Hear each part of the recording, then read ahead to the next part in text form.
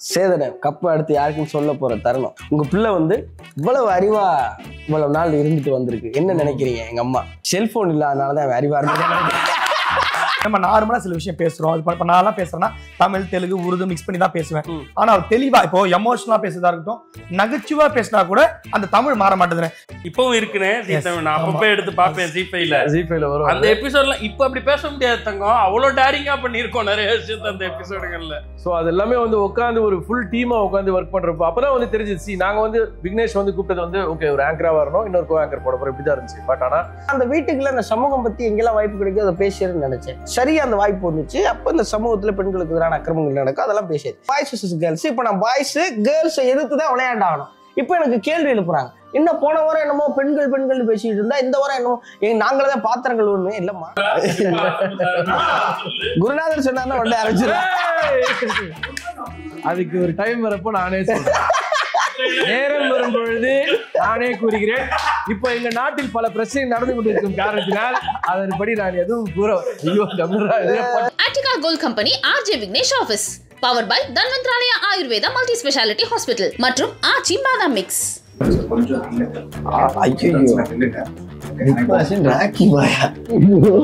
நான் கிடையாது இலக்கியமே ஓப்பனிங் வைரமா இருக்கு. சின்ன திரேன் சின்ராசே தொல்காப்பியமே வருக வருக வருக. வணக்கம் முத்துக்குமரன், வணக்கம் தீபக், ரெண்டு பேரும் எப்படி இருக்கீங்க? நல்லா இருக்கும் நல்லா இருக்கும். நான் தான் உங்க பிக் பாஸ் பேசுறேன். உள்ள வாங்க. இது பிக் பாஸ் வீடியோ இல்லை, ஆர்ஜே விக்னேஷ் ஆஃபீஸ். பிக் பாஸ் மாதிரி இங்கே 100 கேமராலாம் இல்லை, வெறும் 5 கேமரா தான். நம்பி போங்க. பிக் பாஸ் ஆஃபீஸ் மாதிரியே இந்த ஆஃபீஸ்க்கும் சில ரூல்ஸ் இருக்கு. இங்கே நீங்கள் எதுவும் பேசவே கூடாது, நான் பேசுறது மட்டும்தான் கேட்கணும். போங்க போய் அந்த சோஃபாவில் உட்காருங்க. உங்களுக்கு தான் சோஃபா ரொம்ப பிடிக்குமே, சோஃபா கேங் நீங்கள் தானே. உங்களுக்காக அந்த சோஃபாவும் அந்த டிவியும் வச்சுருக்கோம், போய் என்ஜாய் பண்ணுங்கள். ரொம்ப நாள் கழிச்சு உங்கள்கிட்ட பேச ரொம்ப சந்தோஷமாக இருக்குது. ஆனால் இங்கே நான் மட்டும் பேச போகிறது இல்லை, இந்த ஆஃபீஸில் நிறைய பேர் இருக்காங்க. நீங்கள் ஜாலியாக இருந்தீங்கன்னா அவங்களும் ஜாலியாக இருப்பாங்க, நீங்கள் பேச ஆரம்பிச்சிங்கன்னா அவங்களும் பேச ஆரம்பிப்பாங்க. இப்போ ஒரு பாட்டு வரும், நீங்கள் வெயிட் பண்ணாதான் அவங்களும் வந்து வெயிட் பண்ணுவாங்க, இந்த ஷோவும் ஆரம்பிக்கும். சரி ஆரம்பிச்சிடலாம்.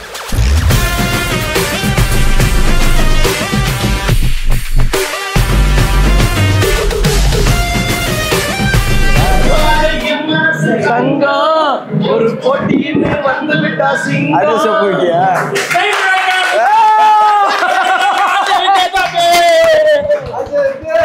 Hi bro.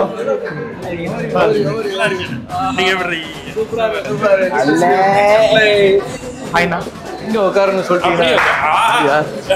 இவ்வளவு பெரிய எங்க வேணாலும் உட்காரலாம்.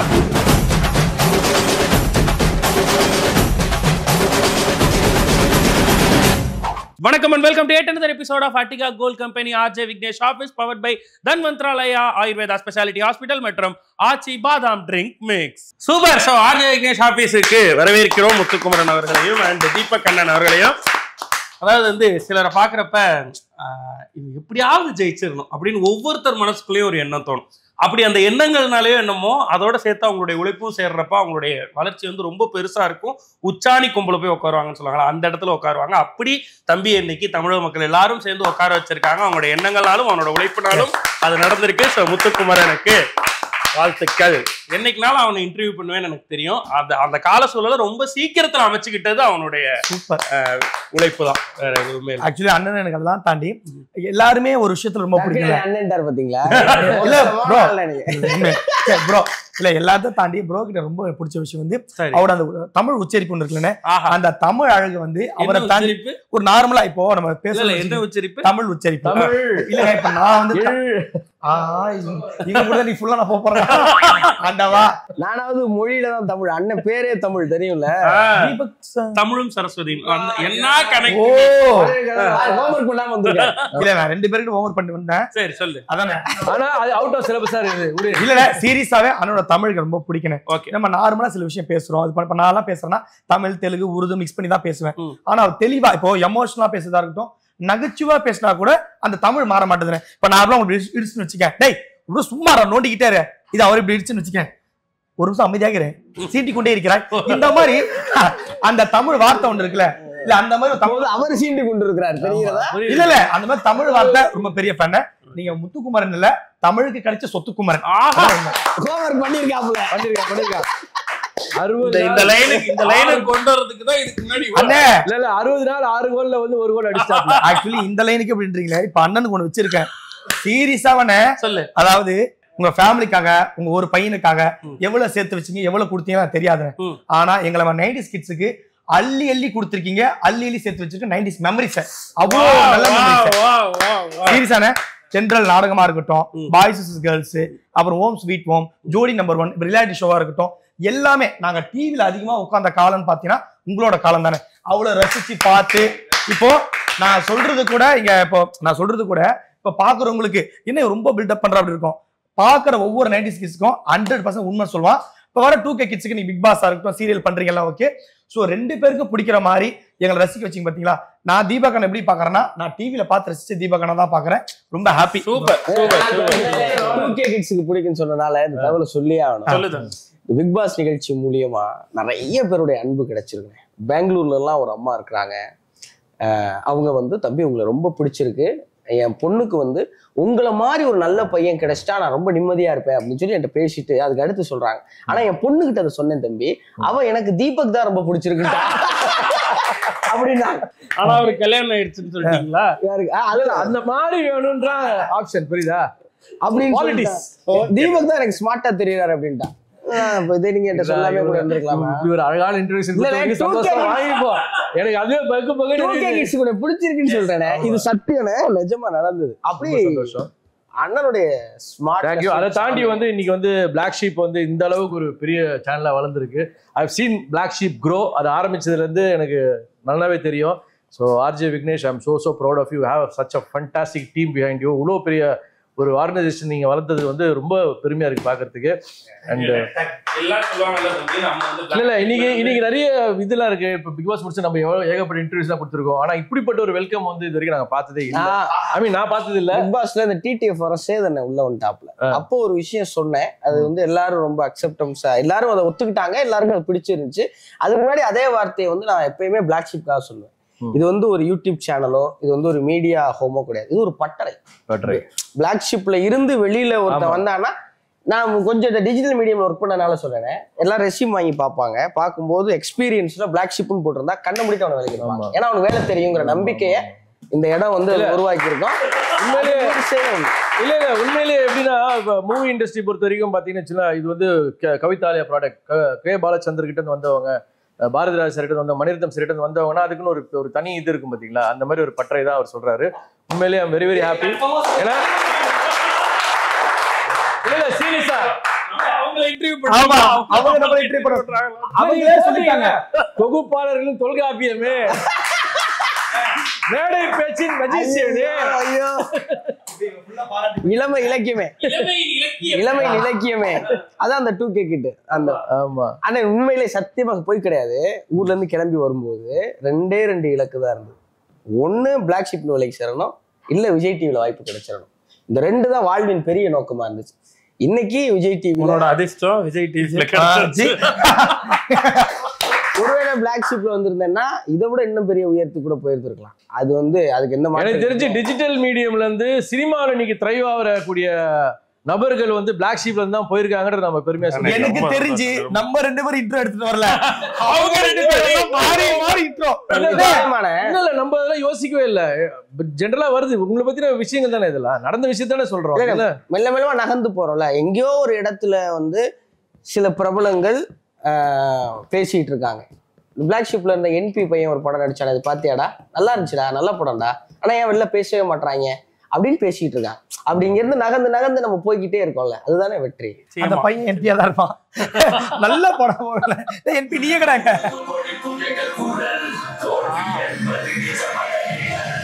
ஆனா இன்னைக்கு வந்து இவ்வளவு சொல்றாங்கல்ல, பிளாக் ஷீப் வந்து இந்த டேலண்ட்ஸை ஃபைண்ட் அவுட் பண்ணுது, நம்பிக்கை வைக்கிது, அதனால வளர்றாங்க போறாங்க, எல்லாமே நடந்துட்டு இருந்தாலும் என்னைய சொல்லுவாங்க ஜென்ரலா. ஆனா நம்ம வளர்ற டைம்ல நம்ம மேல நம்பிக்கை வைத்தவர்கள்னு இருப்பாங்கல்ல, அப்படி என்னை ஆங்கரா நம்பிக்கை வச்சு என்னை ஆங்கரா மதிச்சு ஒரு ஃபர்ஸ்ட் டைம் ஒரு பெரிய சேட்டலைட் சேனல்ல சேட் ஷோ ஒன்று அவங்க பண்ணணும்னு நினைக்கிறப்ப ஒரு ப்ரொடக்ஷன் கம்பெனியா இவனை வச்சு தான் பண்ணுவேன்னு சொல்லி என்னை கூப்பிட்டு ஆங்கர் பண்ண வச்சு முதலாளி என்னுடைய முதலாளி வந்து தீபக் அண்ணன்.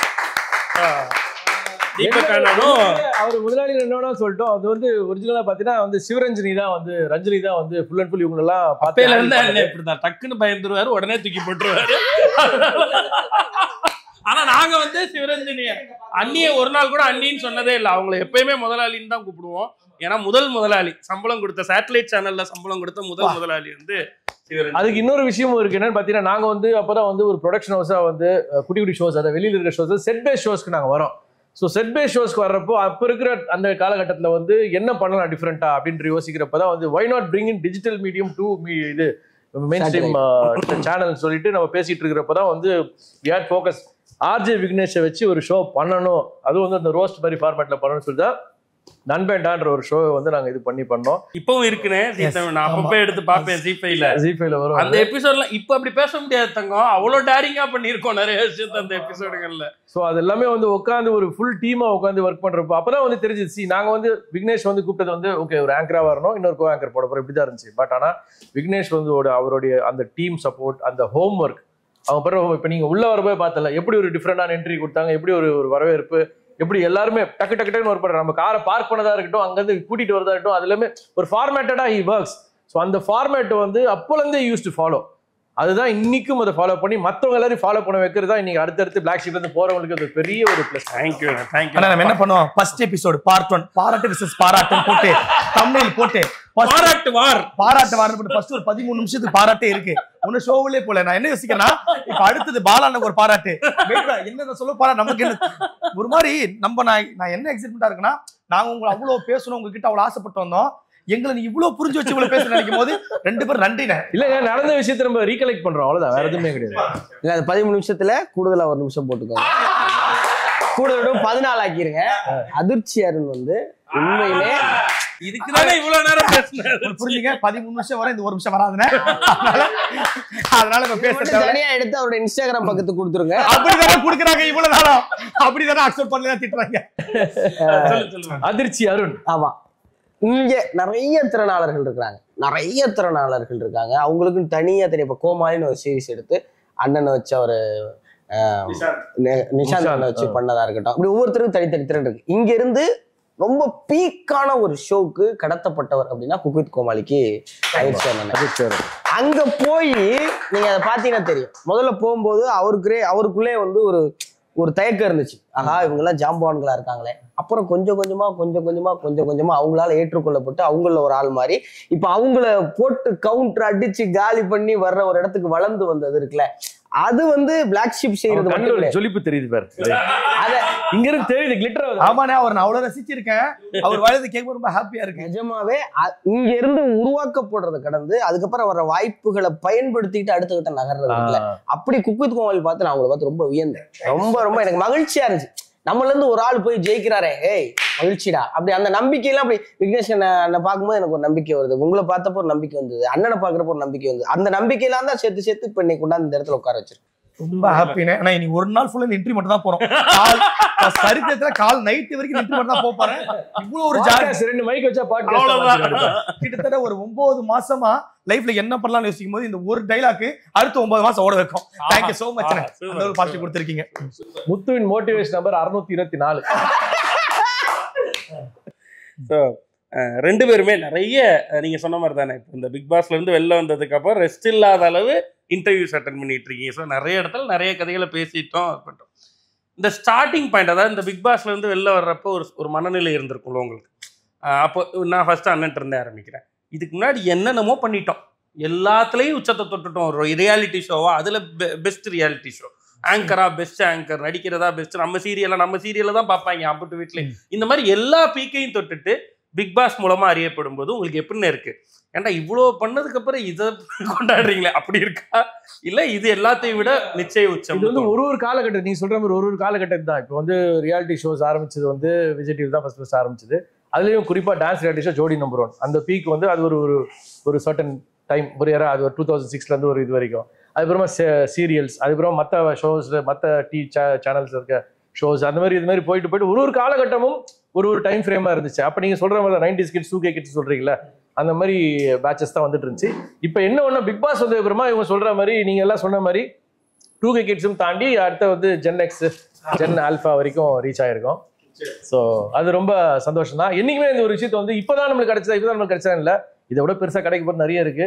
அதுக்கான ப்ரிலூட் தான் இதெல்லாம் பார்த்துக்க வேண்டியது. சூப்பர்ண்ணே. உண்மையிலே இதை அடிக்கடி நீங்க சொல்லி நான் கேட்டிருக்கேன். இனிமேல் தான்டா ஆரம்பிக்குது, இனிமேல் தான் வரேன் அப்படின்னு சொல்லிட்டே இருப்பீங்க. அது ஒவ்வொன்றிலையும் ப்ரூவ் ஆச்சு. சொல்லப்போனா இந்த கேட்டகரி சீனியர்ஸ் கேட்டகரியில எனக்கு தெரிஞ்சு பிக் பாஸ்ல இவ்வளோ நற்பெயரோட ஃப்ரம் டே 1 to அந்த நீங்க வெளியில வர நாள் வரலையுமே 99th டே வரலையுமே 100 நாள் தாக்கு பிடிச்சவங்களும் கிடையாது, 100 நாள் நல்ல பேரோட தாக்கு பிடிச்சவங்க. இன்னும் சொல்ல போனா எல்லாராலையும் விரும்பப்பட்ட ஒருத்தர். வீட்டுக்குள்ள இருக்கவங்களாலேயே அந்த சுத்தமா 1% நெகட்டிவ் ஷேட் கூட இல்லாம வந்தது இருக்குல்லண்ணே. ஏன்னா நீங்க அதுதான் நீங்க, அதனாலதான் அப்படி இருக்க முடியுது. ஸோ அப்படியே போனீங்க, அப்படியே வெளில வந்தீங்க. எனக்கு ரொம்ப பெரிய ஆச்சரியம். அண்ணனுக்கு 2 நாளைக்கு ஒரு தடவை பார்ட்டி இல்லாம இருக்க முடியாது. ஏன்னா மத்ததெல்லாம் நான் எப்படியோ அக்செப்ட் பண்ணிட்டேன். நீங்க உள்ள போனோம், நான் பயந்தது அதுக்குதான் பயந்தேன். ஐயோ இவர் 4வது நாள்லாம் கையை நடுக்க ஆரம்பிச்சிருமே. உண்மையில ஒண்ணு சொல்லட்டுமா, அது வந்து ஒரு டோட்டல் ரிஃபர்மேஷன் கொடுத்துச்சு எனக்கு. நான் அதை வந்து அப்படிதான் பாக்குறேன். நான் என்னடா கூட்டமே அடைச்சு வச்சிட்டாங்களேன்றதெல்லாம் யோசிக்கவே இல்லை. நம்ம போனது ஒரு வேலைக்காக, அந்த வேலையை நம்ம எவ்வளவு சிறப்பா செய்ய முடியும், அதுதான் நம்ம என்ன பெஸ்ட் கொடுக்க முடியும். ஏன்னா மற்றவங்க இருக்காங்க, அவங்களையும் பார்க்குறோம் நம்ம. ஸோ நம்மளோட சீனியாரிட்டின்னு ஒன்று இருக்கு, நம்மளுக்கு தெரிஞ்ச விஷயத்த வந்து நம்ம பகிர்ந்துக்கணும். நிறைய விஷயம் நம்ம எக்ஸ்ப்ளோர் பண்ண ஆரம்பிக்கும் போது அப்படியே சேர்ந்து போகக்கூடாம நம்ம என்ன பண்ணணுன்றத வந்து காட்டணுன்றதுல ரொம்ப குறிக்கோளோட இருந்தேன். அதுதான் நான் வந்து அந்த அந்த டிராவலுக்கு வந்து நகர்த்தி கொண்டு போச்சுன்னு தான் சொல்லணும். நீங்க சொல்ற மாதிரி அந்த தாட்ஸ் எதுவுமே வராது. செல்போன் இல்ல, வாட்ச் இல்ல, ஒண்ணுமே இல்ல, ஒரு புக் இல்ல, பேப்பர் இல்ல, பேனா இல்ல, செய்திகள் எதுவுமே கிடையாது, வெளியில ஒரு நியூஸ் வராது, எதுவுமே இல்லைன்றப்போ மைண்ட் கிளியர் ஆகும். உண்மையிலே நான் சொல்றேன், அவங்க செல்போனை தூக்கி இப்படி ஓரம் போடுங்க, ஒரு நாள் உட்காந்து பாருங்க, நம்ம யோசிக்க ஆரம்பிப்போம். ஃபினாலே ஸ்டேஜில் நிற்கிறேன், சேதனை கப்பை அடுத்து யாருக்குன்னு சொல்ல போற தருணம், கீழே அம்மா அப்பா எல்லாம் உட்காந்துருக்காங்க. சேதனை கேட்காதீங்க மாட்டேன், உங்க பிள்ளை வந்து இவ்வளவு அறிவா இவ்வளவு நாள் இருந்துட்டு வந்திருக்கு, என்ன நினைக்கிறீங்க? எங்க அம்மா செல்போன் இல்லாதனாலதான் அறிவா இருக்கு. உண்மை விக்கி, நீங்க ட்ரை பண்ணி பாருங்களேன். யாராவது ஒரு நாள் செல்போன் எடுத்து வாரமா சைலண்ட் மோட்ல இல்ல ஆஃபே பண்ணி வச்சுட்டு பாருங்க. ஒரு நாள் போறோம், 1 full day 24 hours இது பண்ணி பாருங்க, நம்மளால செல்ஃபா யோசிக்கவே முடியும். ஏன்னா நம்ம எது இருந்தாலும் டவுட்னா செல்போனை பாக்குறோம், ஏதாவது யோசிக்கிறோம், ஒரு கான்டென்ட் பார்க்கணுமா அதுல பாக்குறோம், வேற ஏதாவது யோசிக்குமா எங்க ஏதாவது எடுப்போம் சொல்லி ஏதாவது ஏ போட்டு எடுக்கிறதோ அதெல்லாம் இல்லாம விட்டு பாத்தீங்கன்னா மைண்ட் ஒர்க் ஆரம்பிக்கும். ஆல்மோஸ்ட் ஒரு ரிஜுவினேஷன் கேம்ப் மாதிரி நீங்க இதை கன்சிடர் பண்ணிருக்கீங்க. ஆமா, நான் அப்படிதான் கன்சிடர் பண்ணேன். நான் பிக் பாஸ் மறுவாழ்வு மையம் தான் சொல்லிட்டு, அது ஒரு மறுவாழ்வு மையம். நிறைய விஷயம் சொல்லி கொடுத்தது, அடுத்தவங்க பேசுறது காது கொடுத்து கேட்கணும்ன்ற சொல்லி கொடுத்தது. அதுக்கப்புறமா கேட்டதை புரிஞ்சுக்கிட்டு அதுக்கு நம்ம என்ன பதில் சொல்லணும், நம்ம அறிவு வச்சு என்ன நம்மளுக்கு தெரியுமோ அதை சொல்லணும்ன்றது காலையில் நடந்ததுன்னு சத்தியமா சொல்றேன். வீட்டை சென்னையில ஒரு சிங்கிள் பிஹெச்கே வீடு ஒன்று வாடகைக்கு எடுத்திருக்கோம். தீபக் அண்ணன் இன்னும் அந்த வீட்டில் வந்து ரொம்ப சுகாதாரமா நிறைய பேர் இருப்பாங்க, பவித்ரா, அப்படி ஏகப்பட்டு ஒரு சுகாதாரமா இருக்கிற சுகாதார விரும்பிகள். இவங்களோட இருந்து இப்போ எனக்கே வீட்டை சுத்தமா வச்சுக்கணும்னு தோணுது.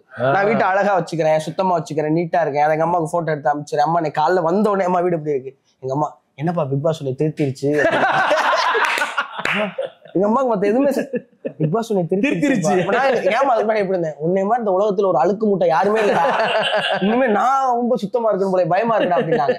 அப்படி அந்த வீடு நிறைய விஷயங்கள் கத்துக் கொடுத்துச்சு. இப்ப அண்ணன் சொன்ன மாதிரி அண்ணன் இருந்து கத்துக்கிட்ட விஷயங்கள் அதெல்லாம் தான். அண்ணன் வந்து ஒரு பொருளை எடுத்தா திருப்பி அந்த இடத்துல வைக்கணும். இன்னொன்னு பிக் பாஸ் வீட்ல நீங்க கண்டஸ்டன்டா தான் அண்ணனை பாத்துருக்கீங்க, பிளம்பரா, கார்பெண்டரா, பல வேலைகள் பார்த்துட்டு இருப்பாங்க. ஆமா, செட் எல்லாம் பாத்துருக்கேன். அதான் நடந்து போவேன் நானு. சாட்டர்டே எபிசோட் வரப்போன்னு தெரிஞ்சு கிராஸ் பண்ணி பார்த்து அந்த அந்த சரி பிராண்டிங் சொல்ல விட சில பிராண்டிங் வச்ச அந்த சோஃபால இருக்கக்கூடிய இல்ல அதை அங்கேயே தூக்கிட்டாங்க, அதனால சொல்லல. ஏன்னா அங்கேயே பிளர் போட்டு தான் வந்துச்சு, அது வெளியே தான் தெரிஞ்சு எனக்கு. அந்த சோஃபால இருக்கக்கூடிய சின்ன சின்ன தலகாணிகள்லாம் இருக்குல்ல, 2 பக்கம் இருக்கும், இங்க ஒரு பிராண்ட் இங்க ஒரு பிராண்ட் இருக்கும். இப்படி கிராஸ் பண்ணி போவேன், போன உடனே இப்படி பாப்பா அது சரியில்லையா, டக்கு டக்கு டக்குன்னு அரேஞ்ச் பண்றது. இது பெரிய விஷயம் கிடையாது. பாத்திரம் பயன்படுத்துவோம்ல, அதுல ஸ்க்ரூ கம்மியா இருக்கும், அங்க இருக்கிற இந்த ஒரு துருவி மாதிரி ஒண்ணு இருக்கும், அது தோல் சீவுறது, அதையே எக்யூப்மெண்டா மாத்தி டூலா மாத்தி அதை வச்சு இதை சரி பண்ணுவாரு. ஸ்க்ரூ டிரைவர் எதுவுமே கொடுக்க மாட்டாங்கப்பா, கேட்டாலும் கிடைக்காது. ஒரு மேனஸ் சொல்லிட்டு வாங்கிருக்காங்க. டக்குனு வாஷ் பேஷன் அடைச்சிக்கிறோம், வாஷ் பேஷன் பார்த்தா அது கீழே உட்காந்து சரி பண்ணிக்க அப்படின்னு அதை சரி பண்ணிட்டு இருப்பாரு. அந்த பைப்ல அடைச்சிக்கும், ஏன்னா எல்லா குப்பையை போட்டுருவானுங்க.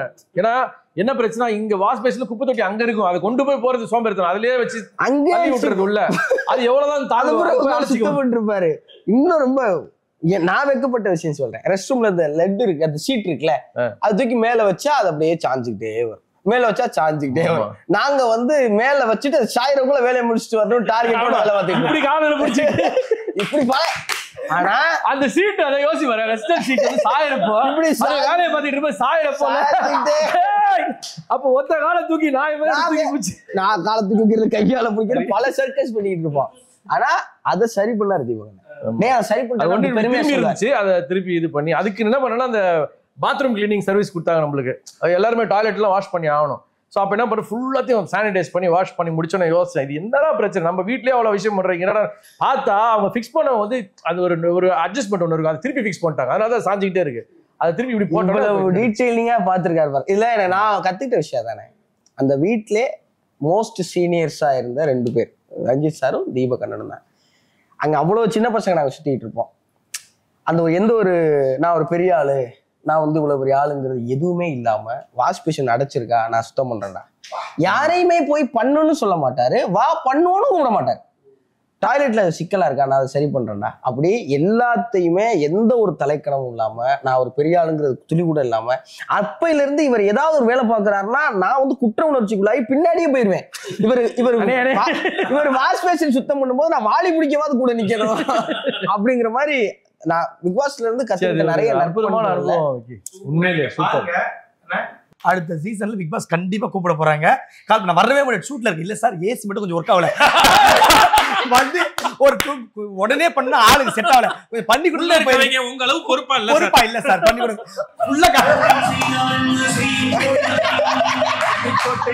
சொன்னானே ரிப்பீட். அது வந்து நிறைய. இன்னொன்னு தீபக் அண்ணன் அந்த கடைசி ஒரு வாரம் மட்டும் நடுவில் அவர் இல்ல. அந்த ஒரு வாரம் வந்து எனக்கு கிறுக்கு பிடிச்சிருச்சு. நான் எல்லாத்தையும் போய் சோஃபால உட்காந்து அழுகுறது, அந்த ஒரு வாரம் அதுக்கப்புறம் பொங்கல் ஆக்கி விட்டு பொங்கலை ஊட்டுறது என்ன, அந்த ஒரு வாரம் வீட்டுல இருக்க எல்லா வேலைகளையும் நானே போய் பாக்குறேன். அண்ணன் இருந்தா அந்த வேலையை பாத்துருக்கேன், அண்ணன் இல்லாம அந்த அது ஒரு மாதிரி. திருப்பி வந்த உடனே சொல்றான் பாருங்க எப்படி குப்பையாக்கி கிடக்கு வீடு, ரிட்டர்ன் போனல உள்ள காட்டுறான், புறம்புறான். வந்த உடனே என்னடா வெளியில நடிச்சு அதெல்லாம் கேட்கறது விட்டுட்டு வீடை பாருங்க எப்படி வச்சிருக்காங்க, இத்தனை பேர் உள்ள அனுப்பிச்சு விட்டாங்க, மத்த எல்லா பேரும் வந்து எல்லா பையிலும் வந்து என்ன பண்ணி வச்சிருக்காங்க பாருங்க. அப்புறம் அந்த பாத்ரூம்ல அந்த சீட்டை திருப்பி அவனை இறக்கி 2 நாள் செலிப்ரேஷன் வந்திருக்கேன்டா. இதை ரொம்ப ஃபீல் பண்ணா. உண்மையிலேயே அதெல்லாம் நடந்துச்சு சூப்பரா. அந்த வீடு அப்படி ஒண்ணு பிக் பாஸ் சொல்லிட்டே இருப்பான். அந்த சின்சியாரிட்டியை பத்தி சொல்றேன். ஒரு நாள் வெளில வந்து ரீல்ஸ் பார்த்தேன், பாத்ரூம் கழுவிட்டு இருக்காரு பிக் பாஸ் உள்ள வந்து கன்வென்ஷன் தீபக் அப்படின்னு கூப்பிடுறாரு. இவர் எப்போ வரணும் அப்படிங்கிறாரு. அப்புறம் ஐயோ சாரி பாஸ் ஒன்றும் புரியல. ஏன்னா வேலை என்க்ரோஸ் ஆயிட்டோன்னா மற்ற விஷயம் டக்குன்னு புரியாது. ஏன்னா சில சமயம் அது எப்படின்னா அந்த அவருக்கு அவ்வளோ பெரிய வீடு இருக்குல்ல, பாஸ் வந்து எப்படி ஆப்ரேட் பண்ணாருன்னா இப்ப அங்க இருக்கிறவங்களுக்கு ஒரு விஷயம் சொல்லணும்னா அங்க அமைக்கி சொல்லலாம். எல்லாருமே கார்டன்ல இருக்கும், கார்டனுக்கு ஒரு ஸ்பீக்கர் மைக் மாட்டலன்னா அது ஏன் எல்லாருக்கும் சொல்லணும் இங்க சொல்லணும்னு சொல்லி அப்படி சொல்லுவாங்க. அந்த மாதிரி எல்லாம் கூட நடக்கும். சோ எங்க அவங்க பேசுறான்ற நம்மளுக்கு தெரியாது சில சமயம். உடனே ஒருத்தர் ஓடி சொல்லுவாங்க கூப்பிடாரு யாரா கூப்பிடுறாங்க எங்க கேட்கறா நீங்க. அப்புறம் திருப்பி அவர் இந்த லைனுக்கு வந்து பேசுறாரு. அதனால நிறைய நடக்கும். சோ அப்ப கூப்பிடுறப்ப பெப்ப வந்து நின்று கையில ஷார்ட்ஸா மாத்தி உபகரணங்களோட நின்றுட்டு இருந்தாரு. ஆமா கையில பிரஷோட. அப்படி தீபகனை ஏன் இன்னுமே வந்து எல்லாருக்குமான ஒரு பெரிய இன்ஸ்பிரேஷனா எப்படி ஒரு இந்த அண்ணன் சொன்னதான் நானே ஹைப்பரா இருப்பேன், அண்ணன் என்னோட 2 மடங்கா இருக்காரு. அந்த ஹைப்பருக்குலாம் காரணம் எந்த வேலையா இருந்தாலும் நான் முன்னாடி வந்து நீ செய்வேன். அது தலைமை பண்பான வேலையா இருந்தாலும் சரி, துப்புரவு பணியா இருந்தாலும் சரி, நான் தான் முதல்ல நிப்பேங்கிறது தான் அவர் இன்னைக்கும் பரபரன்னு இருக்கிறதுக்கான உண்மை. அந்த கேப்டன்சி டாஸ்க்லயும் கேப்டன்சி அவர் கேப்டனா இருந்த வாரத்திலையும் அது வந்து எல்லாருமே அதை கேப்டன்சி பத்தி எல்லாரும் கேட்டா நிறைய நான் சொல்லியிருக்கேன். பட் இப்போ நான் இந்த விஷயத்தை இங்க சொல்லி ஆகணும். கேப்டன்சி நான் பண்றப்போ வந்து எனக்கு வந்து ஒரு பெரிய சேலஞ்ச் இருந்தது. ஒண்ணு எல்லாத்தையும் ஒண்ணு சேர்த்துட்டாங்க. 2வது வந்து எனக்கு குமரன் பண்ண ஸ்டார்டிங் ஒரு 4 நாளுக்கான அந்த கேப்டன்சி அது விட்டு கடைசி ஒரு 2 நாள் அது வேற ஒரு பிரச்சனை ஆச்சு. ஏதோ ட்ரை பண்ணா அது வேற மாதிரி முடிஞ்சு அதை விட்டுரும். அதை பத்தி நம்ம பேச வேண்டாம். ஆனா ஃபர்ஸ்ட் பார்த்த அந்த 4 நாள் இருக்கு பத்தியா, நான் பல விஷயங்கள் யோசிச்சு பார்த்தீங்களா அதெல்லாம் அவன் செயல்படுத்திக்கிட்டே இருக்கான். அந்த லைக் மைண்ட்ஸ் சொல்லுவாங்க அந்த மாதிரி அவன் படுத்திக்கிட்டே இருந்தான். நான் அப்புறம் என்ன யோசிச்சேன், சரி குமரன் ஒரு ஸ்டாண்டர்ட் செட் பண்ணிருக்கேன், அட்லீஸ்ட் கொஞ்சம் அதை தாண்டி நம்ம பண்ணணும் அப்படின்னு சொல்லி தான் யோசிச்சு தான் நிறைய விஷயங்கள் பண்ண. அது எங்க போய் நின்றுச்சுன்னா பிக் பாஸ் அவர் வாயால இந்த 8 சீசனுடைய பெஸ்ட் கேப்டன் நீங்க தான் அப்படின்னு சொல்றதுக்கான. ஆமா தேங்க்யூ பிக் பாஸ். அங்க சொல்ற மாதிரி சொல்லிடுறேன். ஓகேண்ணே டன். ஸோ நம்மளே நிறைய பேசிட்டு இருக்கோம். பட் வந்து இந்த வெற்றி அண்ணனுக்கு கிடைச்சது, அந்த தம்பிக்கு கிடைத்த இந்த டைட்டில் வின்னர் அப்படின்ற பேர் எல்லாத்துக்கும் பின்னாடி மக்கள் இருக்காங்க, மக்களுடைய பேரன்பு இருக்கு. அப்படி மக்கள் வந்து இன்னமும் அவங்களுடைய அன்பை கொட்டிக்கிட்டே தான் இருக்காங்க. அப்படி ஒரு ஏவியை பார்த்துட்டு நம்ம திருப்பி நான் பார்த்திருக்கேன், எல்லா சீசனும் பார்ப்பேன். அதுல முத்துக்குமரன் சீசன் ரொம்ப பிடிக்கும். ஏன்னா வந்துட்டு மற்ற பிக் பாஸ் அதை கம்பேர் பண்ணும்போது இவர் மட்டும்தான் தமிழ் பேசிட்டு நம்ம ஆள்ல ஒரு ஆள் மாதிரி இருந்தாங்க. தமிழ் வந்து எல்லாரையுமே கவரக்கூடிய ஒரு மொழின்றதை புரிய வச்சவர் அவர். அதுவும் ஃபுட்டை பத்தி வந்து புட்டு வைப்பாரு. அவரோட சாப்பிட்றது எல்லாம் வந்துட்டு நம்மளுக்கு இன்னும் டெம்ட் ஆகும். அது மட்டும் இல்லாம அவரோட ஊர் நக்கல் எனக்கு ரொம்ப ரொம்ப பிடிக்கும். தீபக் சார் வந்துட்டு நல்ல ஒரு விஜே அண்ட் ஆக்டர். தமிழும் சரஸ்வதியும் காதல் காவியம் ப்ரோ. ஒரு உருகி லவ் பண்ணுவார். அவரை பார்த்துட்டு லவ் பண்ணிட்டு சுத்துறவனுங்க ப்ரோ நாங்களாம். ஆங்கரிங்ல இருந்து எல்லாமே நான் வந்துட்டு உங்களை அட்மைர் பண்ணியிருக்கேன். அவரோட ரியாக்ஷன்ஸ்லாம் நல்லா இருக்கும். கான்வர்சேஷன் ஆர்குமெண்ட்ஸ் எல்லாத்தையுமே ஃபன்னா மாத்திடுவாரு. அதுதான் அவருக்கு ரொம்ப பிடிச்சது. நீங்க வந்துட்டு ஒரு நல்ல மனிதர் கூட. இடம்பொருள் ஏவல் தெரிஞ்சு விளையாண்டாரு ப்ரோ. அவர் ஒரு சில இடத்துல கோவப்பட்டாலும் அந்த இடத்துல வந்து நல்லா யோசிச்சு பார்த்தோம்னா ஒரு ரீசன் இருக்கும். ஏனோ தானோன்னு கோவப்பட்டிருக்க மாட்டாரு. ஸோ அவரை ஃபாலோ பண்ணோம் அப்படின்னா ரியல் லைஃப்ல கொஞ்சம் சர்வே பண்றதுக்கு ஈஸியா இருக்கும். முத்துக்குமரன் சார் இன்னும் நிறைய பட்டிமன்ற பேச்சாளரா நான் இன்னும் நிறைய இடத்துல பார்க்கணும். காரைக்குடியோட காவியமா இருந்து இப்போ ஒரு விஜய் டிவில ஒரு பெரிய இடத்துக்கு போயிருக்கீங்க. So all the best. லைஃப்ல வந்துட்டு யாருமே ரிஸ்க் எடுக்க மாட்டாங்க ப்ரோ. நீங்க எடுத்திருக்கீங்க அப்படின்னா உங்களுக்கு கண்டிப்பா கிரேட் ஃபியூச்சர் இருக்கு. So all the best bro. இதே மாதிரி லைஃப்ல வந்துட்டு எல்லா டைமும் நான் சக்சஸ் உங்களுக்கு வேண்டிக்கிறேன். அதே மாதிரி விஜய் தீபக் அண்ணா உங்களை மாதிரி நாங்கள் எல்லாருமே அடுத்தடுத்து இன்ஸ்பயர் ஆகி நாங்கள் வந்துட்டு இருக்கோம்னா அதுக்கு ரீசன் நீங்கள். ஸோ அடுத்தடுத்து நீங்கள் இன்னும் நிறைய படங்கள் பண்ணணும். உங்களை பெரிய ஸ்க்ரீன்ஸில் நாங்கள் பார்த்து என்ஜாய் பண்ணணும். ஸோ ஆல் தி பெஸ்ட் அண்ணா. தீபக் சாரை ஒரு ஹீரோவா நான் நிறைய மூவில பார்க்கணும்னு நான் விஷ் பண்ணிக்கிறேன். இது எல்லாமே பிளாக் ஷீப் ஸ்டார்ஸ் தானே? இல்ல நானும் ஒரு நிமிஷம் நம்பிட்டேன்டா. எல்லா பொண்ணும் அழகா இருக்கு, வாய்ப்பே இல்ல. அதான் கண்டிப்பா இல்ல, வாய்ப்பு இல்ல. எல்லாரும் பைட்ட பார்த்தா அவன் எதை பார்த்தான் பாத்தீங்களா? இல்ல சத்தியமா பிளாக் ஷீப் இதெல்லாம் இல்ல சார். தனியா எடுத்துக்கிட்டாங்க. எனக்கு அதிர்ச்சி ஆகுதுடா. சரி, முத்துக்குமரன் பிக் பாஸ்க்குள்ள இப்படி ஒரு வாய்ப்பு வருது அப்படின்றப்ப அதை எப்படி பயன்படுத்தணும்? வெளில வந்துட்டோம், வெற்றி பெற்ற எல்லாம் ஓகே. ஆனா உள்ள போறப்ப எப்படி இருந்துச்சு அந்த பதட்டம்? என்ன நடந்துடக்கூடாதுன்னு நினைச்சேன், என்ன நடக்கணும்ன்றதை விட்டுரும், என்ன நடந்துட வெளியில வந்துடக்கூடாதுன்னு நினைச்சேன். அது மட்டும் தானே இருந்துச்சு. அதாவது நம்ம ஒன்று செஞ்சு அது தப்பா போயிருமோ, நம்மளுடைய கேரக்டர் அசாசினேட் பண்ணிடுவாங்களோ, இவர் மோசமானவன் வெளி உலகம் பேசிடுமோ, அதெல்லாம் இல்லாதனாலதான் தயக்கம் இல்லாம விளையாட முடிஞ்சுனே. அதெல்லாம் இருந்துச்சுன்னா நான் வந்து என்ன ரொம்ப சுருக்கி இருப்பேன் அப்படின்னு இப்பதான் தெரியுது. உள்ள பார்க்கும்போது எல்லாரையும் விட நீயே அதிகம் பேசியிருக்க, எல்லாரும் விட நீயே எல்லாத்துலயுமே முதலான் இருக்க, எல்லாத்தோட நீயே நிறைய யோசிச்சிருக்க, எல்லாத்தையும் விட ஏன் முன்னாடி போய் நின்று இருக்க அப்படின்னா நான் எந்த தயக்கமும் இல்லை.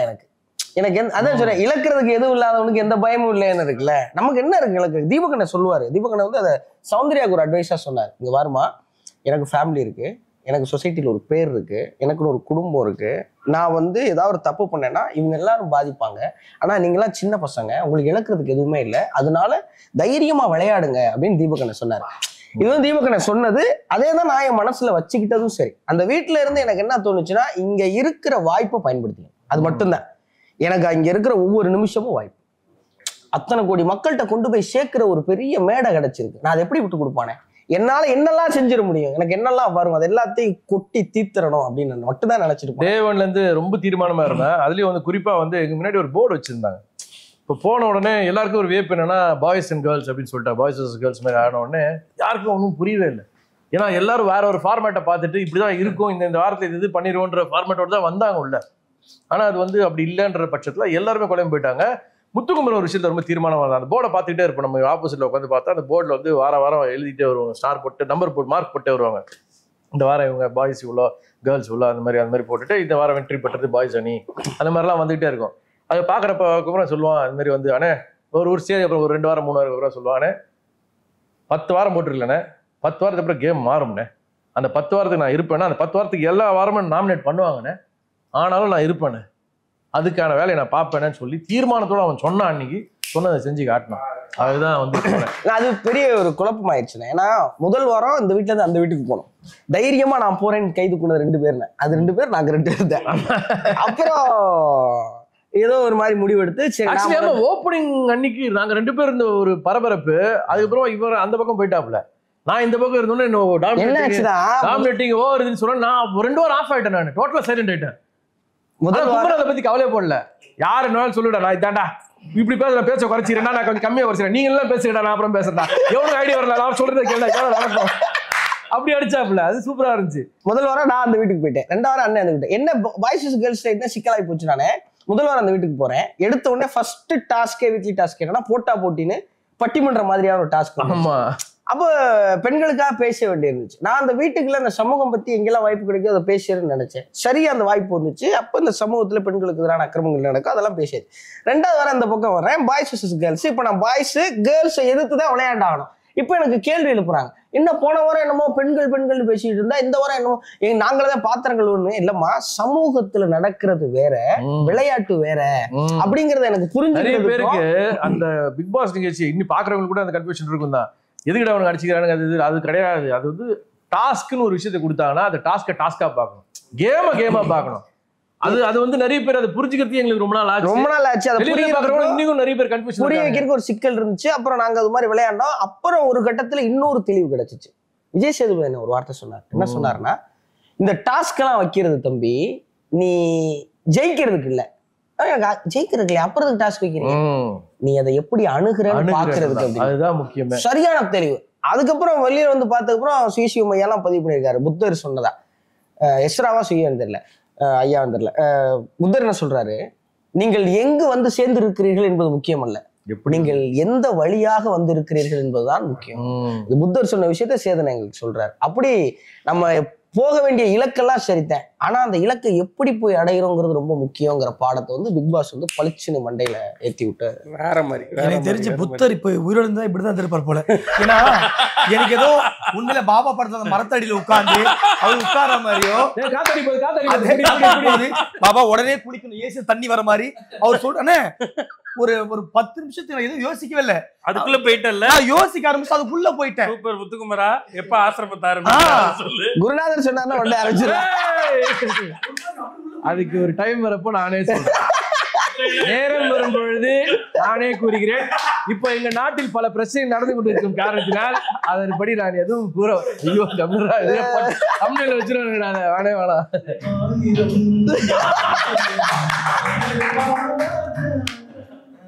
ஆனா உள்ள போகணும். அப்ப நீங்க உள்ள போறீங்கன்னு எனக்கு தெரியாதுண்ணே. முத்துக்குமரனாவது ஒரு நாள் முன்னாடியாவது எனக்கு தெரியும் போறான்னு, நீங்க போறீங்க எனக்கு தெரியும். எனக்கு சொன்னது ஸ்ட்ரிக்டா சொல்லக்கூடாது, எனக்கு கடைசி வரை தான் ஃபைனல் பண்ணாங்க.